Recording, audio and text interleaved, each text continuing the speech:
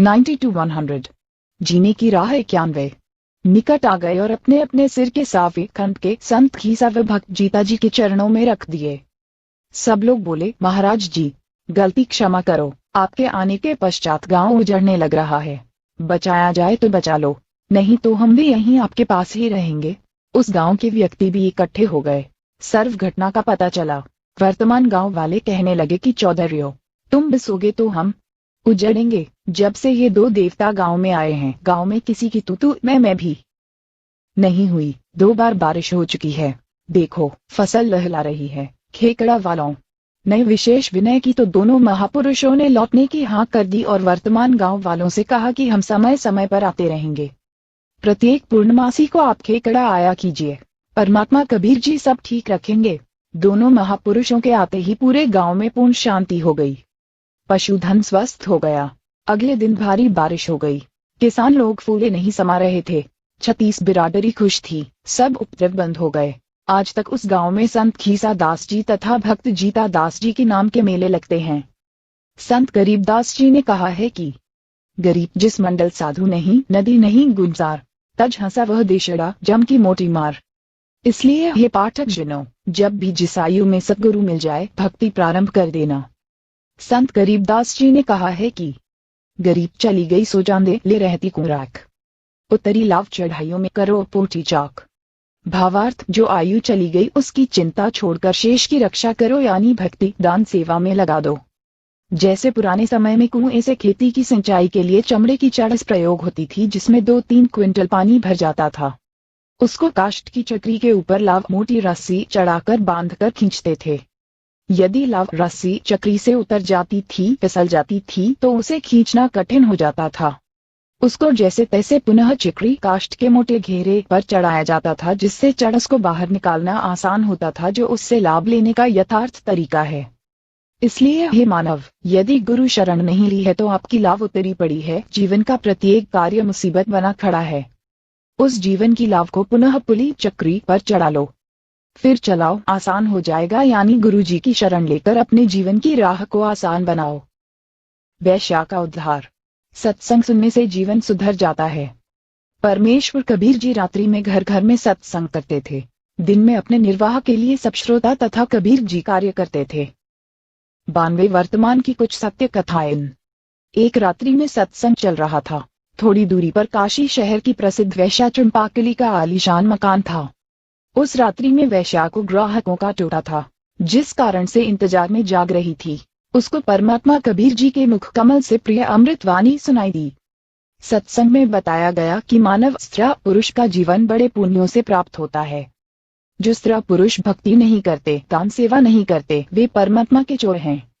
गीता अध्याय 3 श्लोक 12 में भी कहा कि जो व्यक्ति परमात्मा से प्राप्त धन का कुछ अंश दान धर्म में लगाए बिना स्वयं ही पेट भरता रहता है, वह तो परमात्मा का चोर ही है। जो मानव चोरी, डकैती, ठगी, वैश्यागमन करते हैं, वे महाअपराधी हैं। जो स्त्रियां वैश्या का धंधा करती हैं, वे भी महाअपराधी हैं। परमात्मा के दरबार में उनको कठिन दंड दिया जाएगा। मानव जीवन शुभ कर्म करने तथा भक्ति करने के लिए प्राप्त होता है। कबीर, चोरी जारी वैश्यावृत्ति कबहु ना कर्यो कोय, पुण्य पाई नरदेही ओछी ठोर न खोए। मानव शरीर प्राप्त प्राणी को चाहिए कि सर्वप्रथम पूर्ण गुरु की शरण में जाकर दीक्षा प्राप्त करे, फिर आजीवन गुरु जी की मर्यादा में रहकर साधना तथा सेव दान धर्म करता रहे। अपना दैनिक कार्य भी करे, परंतु सर्व बुराई त्याग दे, उसका कल्याण अवश्य होता है।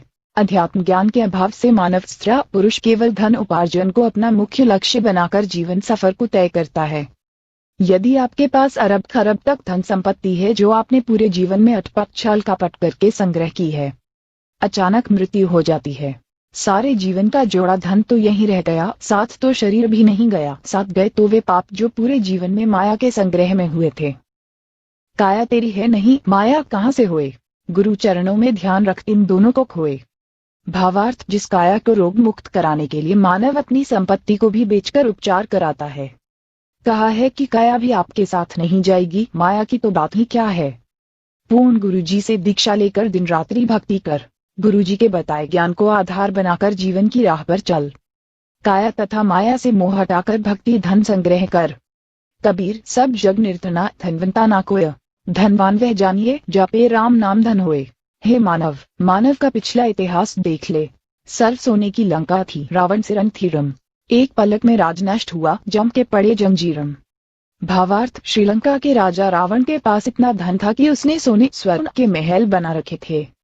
जब विनाश हुआ तो एक रति ग्राम स्वर्ण भी रावण जीने की राह 93 साथ नहीं ले जा सका। गरीब भक्ति बिना क्या होते, भ्रम रहा संसार। रीति कंचन पाया नहीं, रावण चली बार। भावार्थ, संत गरीबदास जी ने भी इसी बात का समर्थन किया कि भक्ति बिना जीव को कोई लाभ नहीं होता। माया जोड़ने के लिए आजीवन भटकता रहता है। श्रीलंका के राजा रावण के पास अनंत धन स्वर्ण आदि था, परंतु संसार त्याग कर जाते समय 1 ग्राम स्वर्ण भी साथ नहीं ले जा सका। सत्य भक्ति सत्य पुरुष की न करने से यमदूतों के द्वारा बेल हथकड़ी बांधकर ऊपर यमराज के पास ले जाया गया, नरक में डाला गया। इसलिए हे मानव, अशुभ कर्मों से डर, सत्य भक्ति गुरु धारण करके कर। शंका समाधान करते हुए परमेश्वर कबीर जी ने सत्संग में बताया कि आध्यात्मिक ज्ञान के न होने के कारण अच्छे व्यक्तियों से भी पाप हुए हैं। जब उन्होंने सत्संग सुना तो सर्व अपराध त्याग कर भक्ति करके अपना कल्याण कराया है। परमात्मा कबीर जी ने बताया कि मेरे पास साधना के वे यथार्थ मंत्र हैं जो सर्व पापों को नष्ट कर देते हैं, पुण्य बचाते हैं। जैसे वर्तमान में वैज्ञानिकों ने ऐसी औषधि खोजी है जो खेती में डालने से घास व खरपतवार को नष्ट कर देती है, फसल सुरक्षित रहती है। ये मंत्र मैं अपने लोक से लेकर आया हूँ। सोहम शब्द हम जग में लाए, सार शब्द हम गुप्त छिपाए। ऋग्वेद मंडल 9 सूक्त 95 मंत्र 2 में भी प्रमाण है कि परमात्मा प्रत्यक्ष प्रकट होकर अपनी अमृत वाणी द्वारा मुक्ति के सत्य मार्ग की प्रेरणा करता है। वह परमात्मा सब देवों का देव यानी सर्व का मालिक भक्ति के गुप्त नामों का आविष्कार करता है। यदि कोई महापापी भी है और सत्य साधना करने लग जाता है और भविष्य में कोई पाप नहीं करता है तो उसके सर्व पाप समाप्त हो जाते हैं। भक्ति करके अपना कल्याण करा सकता है। उपरोक्त अमृत वचन सुनकर वह बहन वैश्या जैसे गहरी नींद से जागी हो कांपने लग गई। घर में ताला लगाकर सत्संग स्थल पर गई, पीछे ही महिलाओं की ओर बैठ गई। सत्संग समाप्त होने के पश्चात आवाज लगी कि जो दीक्षा लेना चाहता है वह आगे गुरुदेव जी के पास आ जाए। कुछ स्त्री तथा पुरुष उठकर आगे आए। वह वैश्या भी आए और गुरुदेव जी को अपना परिचय दिया और बताया कि मैंने तो 40 वर्ष की आयु में प्रथम बार ये उपकारी वचन सुनने को मिले हैं। हे परमात्मा, क्या मेरे जैसी पापिन का भी कल्याण संभव है? वैसे तो आप जी ने सर्व समाधान सत्संग में बता दिया, परंतु जब अपने घृणित जीवन की ओर झांकती हूँ तो ग्लानि होती है तथा विश्वास नहीं हो रहा कि मेरे जैसे अपराधी को क्षमा कर दिया जाएगा। परमेश्वर कबीर जी ने कहा कि कबीर, जब ही सत्य नाम हृदय धरा भयो पाप को नाश। जैसे चिनंगी अग्नि की हृदय पुराने घास। 94 वर्तमान की कुछ सत्य कथाएं। भावार्थ, जैसे करोड़ टन सूखे घास का ढेर लगा हो, यदि उसमें एक तीली माचिस की जलाकर डाल दी जाए तो उस घास को राख बना देती है। फिर हवा चलेगी जो उस राख को भी उड़ाकर ले जाएगी। काम तमाम हुआ। इसी प्रकार करोड़ों जन्मों के भी पाप क्यों न हो, मेरे सच्चे मंत्र का जाप उसे जलाकर राख कर देगा। भविष्य में कोई गलती न करना, कल्याण हो जाएगा। यजुर्वेद के अध्याय 8 मंत्र 13 में भी यही प्रमाण है कि परमात्मा अपने भक्त इंसह घोर पापों का नाश कर देता है, जीव का कल्याण कर देता है। उस बहन ने पाप का कार्य, वैश्या का धंधा त्याग दिया। परमात्मा कबीर जी से दीक्षा लेकर मर्यादा का पालन करते हुए आजीवन साधना करके चिंपाकली ने मोक्ष प्राप्त किया। रंका बनका की कथा। परमेश्वर कबीर जी से चिंपाकली ने पूछा कि हे भगवान, इस पाप की संपत्ति और रुपए का क्या करूं? परमेश्वर कबीर जी ने कहा कि बेटी, इस नरक के धन को दान कर दे। घर पर जाकर चिंपाकली ने विचार किया कि यदि सर्व धन दान कर दिया तो खाऊंगी क्या? कोई कार्य और है नहीं। चंपाकली सत्संग अधिक समय जाने लगी।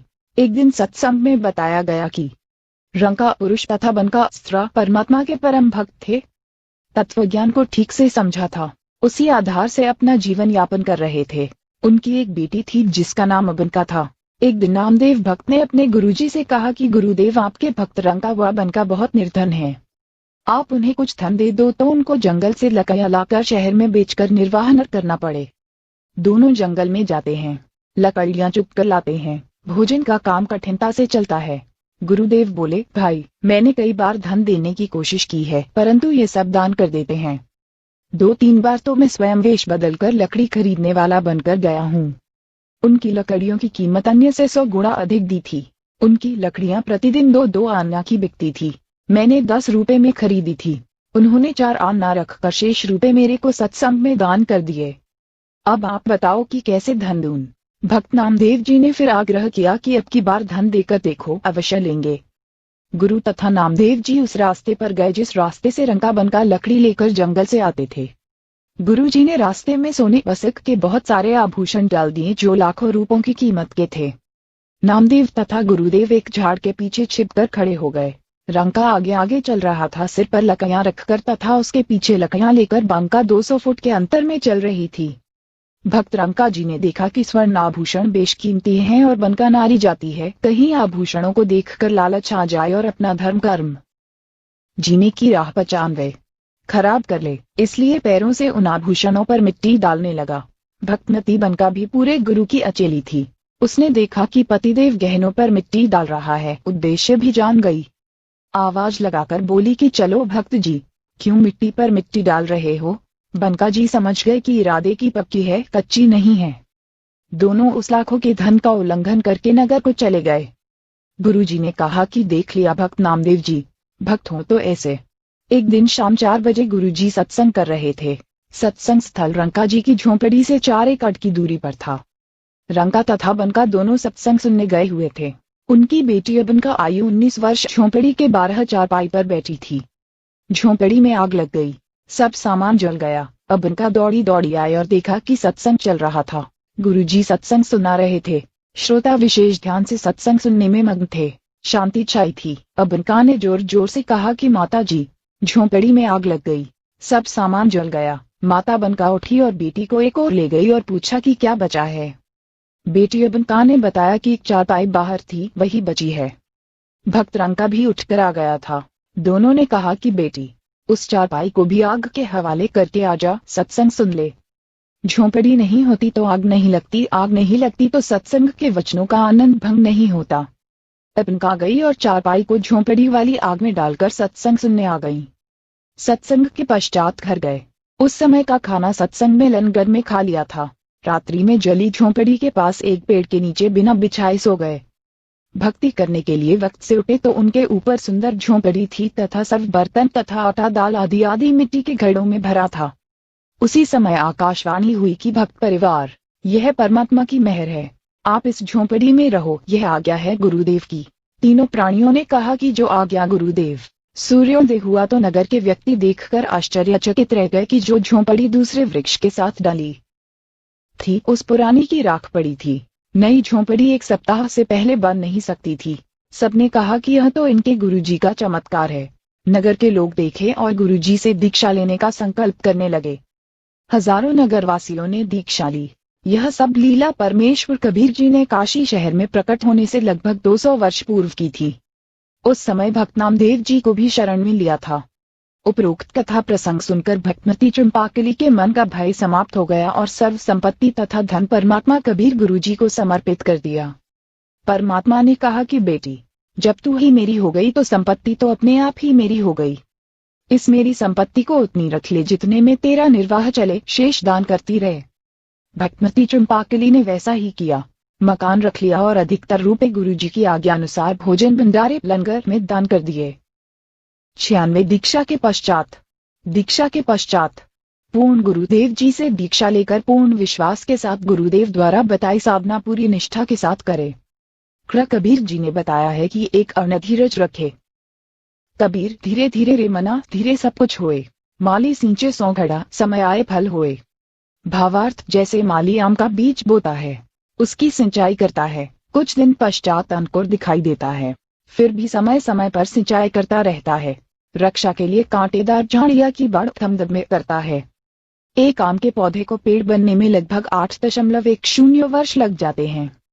तब तक माली, पौधा लगाने वाला, बाग का मालिक या नौकर उस पौधे की सिंचाई करता रहता है। जब आम का पेड़ बन जाता है तो आम के फल लगते हैं। इतने लगते हैं कि स्वयं का परिवार भी खाता है तथा बेचकर अपना निर्वाह भी करता है। इसी प्रकार भक्ति नाम रूपी बीज को बोकर यदि दीक्षा लेकर उसका स्मरण दान रूपी सिंचाई करते रहना चाहिए। आम के पौधे की तरह धीरे धीरे भक्ति रूपी पेड़ बनने के पश्चात सुखों का अंबार लग जाएगा। जैसे आम के पेड़ को तीनों आम लगे, खाए और बेचकर धन कमाया। इसी प्रकार भक्त को धीरज रखना चाहिए। धीरे धीरे भक्ति का परिणाम आने लगेगा। 2 अर्ण विश्वास। परमात्मा की भक्ति का लाभ उसी को होता है जो परमात्मा की महिमा पर पूर्ण विश्वास रखता है। परमात्मा के लिए कुछ भी असंभव नहीं है। एक नगर के बाहर जंगल में दो महात्मा साधना कर रहे थे। एक 40 वर्ष से घर त्याग कर साधना कर रहा था, दूसरा अभी 2 वर्ष से साधना करने लगा था। परमात्मा के दरबार से एक देवदूत प्रतिदिन कुछ समय उन दोनों साधकों के पास व्यतीत करता था। दोनों साधकों के आश्रम गांव के पूर्व तथा पश्चिम में थे। बड़े का स्थान पश्चिम में तथा छोटे का स्थान गांव के पूर्व में जंगल में था। देवदूत प्रतिदिन 1-1 घंटा दोनों के पास बैठता, परमात्मा की चर्चा चलती, दोनों साधकों का अच्छा समय व्यतीत होता। एक दिन देवदूत ने भगवान विष्णु जी से कहा कि भगवान, कपिला नगरी के बाहर आपके 2 परम भक्त रहते हैं। श्री विष्णु जी ने कहा कि एक परम भक्त है, दूसरा तो बनावटी भक्त है। देवदूत ने विचार किया कि जो 40 वर्ष से साधनार्थ है वह पक्का भक्त होगा, क्योंकि लंबी लंबी दाढ़ी, सिर पर बड़ी जटा, केश है और समय भी 40 वर्ष बहुत होता है। देवदूत बोला कि हे प्रभु, जो 40 वर्ष से आपकी भक्ति कर रहा है वह होगा परम भक्त। प्रभु ने कहा नहीं, दूसरा जो 2 वर्ष से साधना में लगा है। प्रभु ने जीने की राह 97 कहा कि देवदूत, मेरी बात पर विश्वास नहीं हुआ। देवदूत बोला, प्रभु ऐसा नहीं है, परंतु मेरी तुच्छ बुद्धि यही मांग रही है कि बड़ी आयु वाला भी अच्छा भक्त है। श्री विष्णु जी ने कहा कि कल आप देर से पृथ्वी पर जाना। दोनों ही देर से आने का कारण पूछेंगे तो आप बताना कि आज प्रभु जी ने हाथी को सुई के नाके से निकालना था। वह लीला देख कर आया हूँ, इसलिए आने में देरी हो गई। जो उत्तर मिले उससे आपको भी पता लग जाएगा कि परम भक्त कौन है। पहले प्रतिदिन देवदूत सुबह 8 बजे के आसपास बड़े के पास जाता था और 10 बजे के आसपास छोटी आयु वाले के पास जाता था। अगले दिन बड़ी आयु वाले के पास दिन के 12 बजे पहुंचा। देर से आने का कारण पूछा तो देवदूत ने बताया कि आज 11:30 बजे दिन के परमात्मा ने लीला करनी थी, वह देख कर आया हूँ। 40 वर्ष वाले ने पूछा कि क्या लीला की प्रभु ने, बताइएगा। देवदूत ने कहा कि श्री विष्णु जी ने कमाल कर दिया, हाथी को सुई के नाके छिद्र में से निकाल दिया। यह सुनकर भक्त बोला कि देवदूत, ऐसी झूठ बोल जो सुने उसे विश्वास हो। यह कैसे हो सकता है कि हाथी सुई के नाके में से निकल जाए? मेरे सामने निकाल कर दिखाओ। देवदूत समझ गया कि भगवान सत्य ही कह रहे थे। यह तो पशु है, भक्त नहीं, जिसे परमात्मा पर ही विश्वास नहीं कि वह सक्षम है।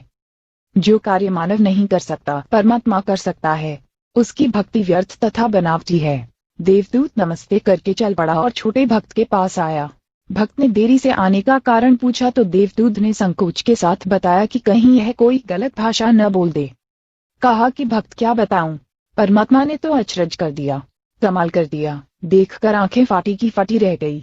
परमात्मा ने हाथी को सुई के नाके धागा डालने वाले छिद्र के अंदर से निकाल दिया। यह सुनकर भक्त बोला कि देवदूत जी, इसमें आश्चर्य की कौन सी बात है? परमात्मा निकाल दे पूरी पृथ्वी को सुई के नाके में से, हाथी तो बात ही क्या है। देवदूत ने भक्त को सीने से लगाया और कहा कि धन्य है आपके माता पिता जिनसे जन्म हुआ। कुर्बान हूँ आपके परमात्मा पर अटल विश्वास पर। पाठक जनों, यह तो एक उदाहरण है। वास्तव में भक्त को परमात्मा पर पूर्ण विश्वास होना चाहिए कि परमात्मा जो चाहे सो कर सकता है। यदि कोई कहे कि परमात्मा यह नहीं कर सकता, वह नहीं कर सकता, तो उसको भक्ति अधिकार ही नहीं है।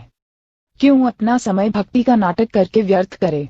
परमात्मा पर पूर्ण विश्वास करके भक्ति राह पर चलेगा तो मंजिल पर पहुंचेगा। 3 अण परमात्मा जो करता है अच्छा ही करता है। दीक्षा लेने के उपरांत भक्त के ऊपर भक्ति की राह में कितना ही कष्ट आए, मन में यही आए कि परमात्मा जो करता है भक्त के भले में ही करता है। कथा। एक राजा तथा महामंत्रा गुरु के शिष्य थे। महामंत्रा जी को पूर्ण विश्वास था, परंतु राजा को सत्संग सुनने का समय कम मिलता था, जिस कारण 98 परमात्मा के लिए कुछ भी असंभव नहीं है। से वह परमात्मा के विधान से पूर्ण परिचित नहीं था, परंतु भक्ति श्रद्धा से करता था। महामंत्रा को राजा हमेशा अपने साथ रखता था, उसकी सबसे अधिक इज्जत करता था। एक मंत्रा को महामंत्रा से ऐसी बात पर ईर्ष्या थी, वह महामंत्रा को राजा की नजरों में गिराने के लिए राजा को महामंत्रा के विषय में निंदा करता था। एक मंत्रा चाहता था कि राजा मुझे महामंत्रा बना दे, उसके लिए बार बार कहता था कि राजन, यह महामंत्रा विश्वास पात्र नहीं है, यह आपको कभी भी धोखा दे सकता है। एक दिन राजा तथा महामंत्रा तथा वह चापलूस मंत्रा व अन्य मंत्रागण किसी अन्य शहर में जाने की तैयारी में महल के अंदर हॉल में खड़े थे। राजा अपनी तलवार को निकालकर उसकी धार तीखापन चेक करने लगा और अन्य मंत्रियों से बातें भी कर रहा था। जिस कारण से राजा के हाथ की एक अंगुली कटकर गिर गई। चापलूस बोला कि हे राजा, यह क्या हो गया? हमारे राजा कितने सुंदर थे, आज हमारा दुर्भाग्य का दिन है। हाय, यह क्या हो गया? प्रजा का कौन सा भार अपने ऊपर ले लिया? महामंत्रा बोला, अच्छा हुआ, परमात्मा जो करता है अच्छा ही करता है। राजा दर्द से व्याकुल था तथा ऊपर से ये शब्द सुने तो महामंत्रा के प्रति गुस्सा आया और सैनिकों से कहा कि इसे जेल में डाल दो। ऐसा ही किया गया। चापलूस चुगलखोर को महामंत्रा नियुक्त कर लिया। अंगुली का उपचार कराया। 6 महीने में अंगुली का घाव भरकर ठीक हो गया। कोई दर्द नहीं रहा। अब राजा के दाएं हाथ में 3 अंगुली और एक अंगूठा बचा था। राजा अपने नए महामंत्रा से अति प्रसन्न था क्योंकि उसका दांव लग गया था। वह राजा से कहता था कि हे राजा, मैंने तो आप जी को बहुत बार कहा था कि यह आपको धोखा देगा। उस दिन आपने अपने कानों सुन लिया कि वह बोला अंगुली कट गई तो अच्छा हुआ। वह तो आप जी के मरने में खुश था, कभी आपको मरवा देता। राजा उस चापलूस की प्रत्येक बात को सत्य मानने लगा था। एक दिन राजा उस नए महामंत्रा के साथ जंगल में शिकार खेलने गया। दोनों जंगल में गहरे चले गए। आगे कुछ भील लोग थे। उन्होंने उन दोनों को पकड़ लिया और अपने पुरोहित के पास ले गए। उस दिन जंगली लोगों का कोई त्योहार था। एक व्यक्ति को काटकर देवी की भेंट चढ़ाना था। उनके हाथ 2 लग गए। पुरोहित ने कहा कि 2 ले आए हो तो दोनों की ही बलि चढ़ा देते हैं, देवी और अधिक प्रसन्न होगी। परंतु पहले इनकी जांच करो कि कोई अंगभंग न हो, यानी काना कोतरा, हाथ या अंगुली काटी न हो। जांच की तो पता चला कि एक व्यक्ति के हाथ की एक अंगुली काटी है। पुरोहित ने कहा कि इसे छोड़ दो, दूसरा ठीक है तो इसकी गर्दन काट दो। उसी समय राजा को छोड़ दिया और चापलूस महामंत्रा की गर्दन राजा के सामने काट दी और देवी को भेंट कर दी। राजा चल पड़ा और अपने महल में आया, सीधा जेल पर गया और महामंत्रा को रिहा किया। राजा ने महामंत्रा जी को सीने से लगाया और कहा कि जब मेरी हाथ की अंगुली काटी थी और आपने कहा था कि अच्छा हुआ, भगवान जो करता है अच्छा ही करता है, वह सही बात है।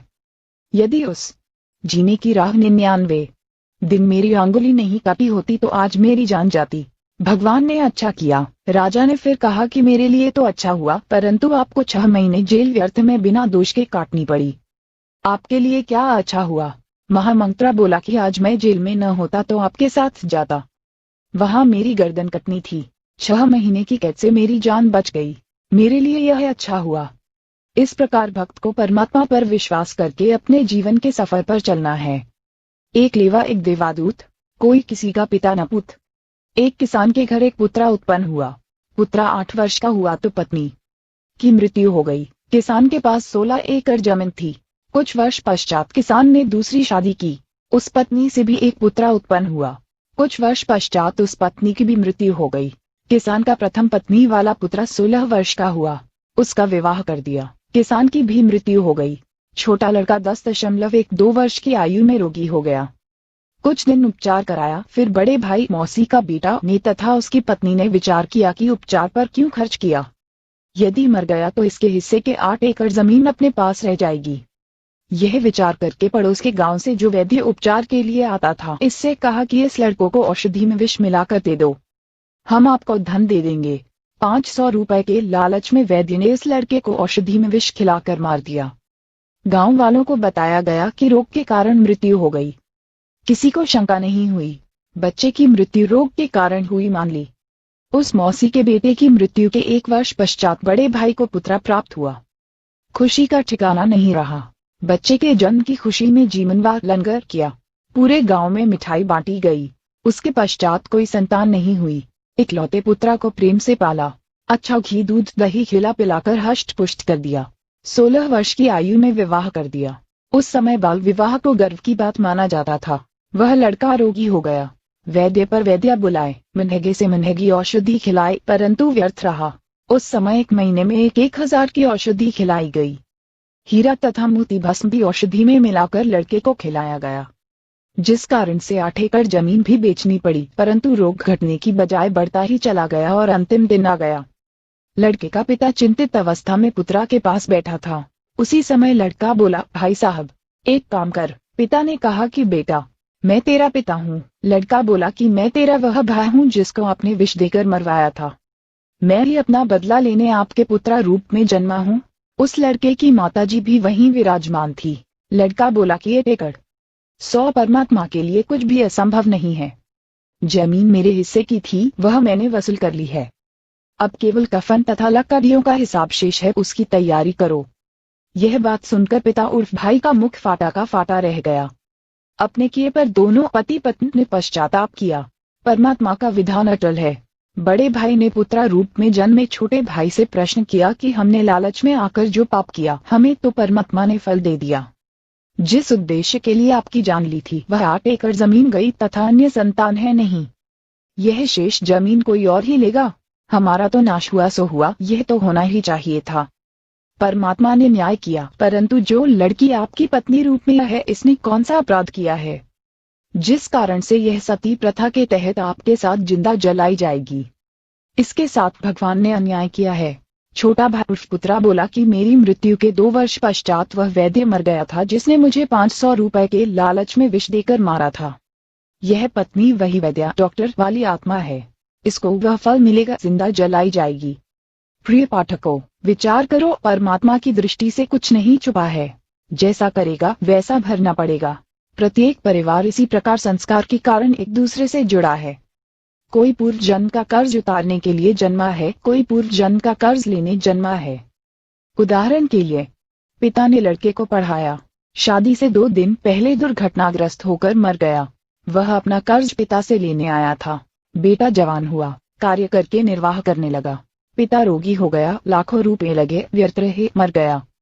ये पिता पिछले जन्म का कर्ज लेने आया था, कुछ देने आया था। लड़की का विवाह किया, 2 वर्ष पश्चात लड़की मर गई। बहुत दहेज दिया था। वह दामाद पूर्व जन्म के ऋण के बदले में लड़की भी ले गया और धन भी। वर्तमान में जो किसी के साथ धोखा करके धन हड़प लेते हैं, वह धन अगले जन्म में दामाद बनकर वसूलेगा। परमात्मा का अटल विधान है। बुद्धिमान को संकेत भी पर्याप्त है। उपरोक्त केवल कथा नहीं है, यह हकीकत है। कोई यह कहता है कि यह तो डराने के लिए कथा बनाई। किसने देखा है क्या होगा? जैसे चोर को भद्र पुरुष समझाते हैं कि भाई चोरी मत किया कर, जब पकड़ा जाएगा तो पहले तो जनता पिटाई करेगी, फिर पुलिस पीटेगी और जेल में भी कष्ट उठाना पड़ेगा। यदि कोई कहे कि यह तो चोर को डराने के लिए कहा है, किसने देखा है कि आगे क्या होता है? विचार करें कि चोर को सच्चाई से अवगत करवाकर डराया है और सच्चाई भी है। यदि चोर सच्चाई से डरकर चोरी करना त्याग देगा तो उसकी भलाई है। यदि कहेगा कि किसने देखा है आगे क्या होता है, उसके साथ वह सब गुजरेगी जो पहले बताई गई थी। इसी प्रकार जो उपरोक्त कथा को केवल समझाने डराने के लिए ही मानेगा तो दुर्भाग्य होगा। इसको इतनी ही सत्य समझना जैसे चोर को सतर्क किया है। लेखक ने यह कथा सन 1978 में एक पशुओं के डॉक्टर से सुनी थी जो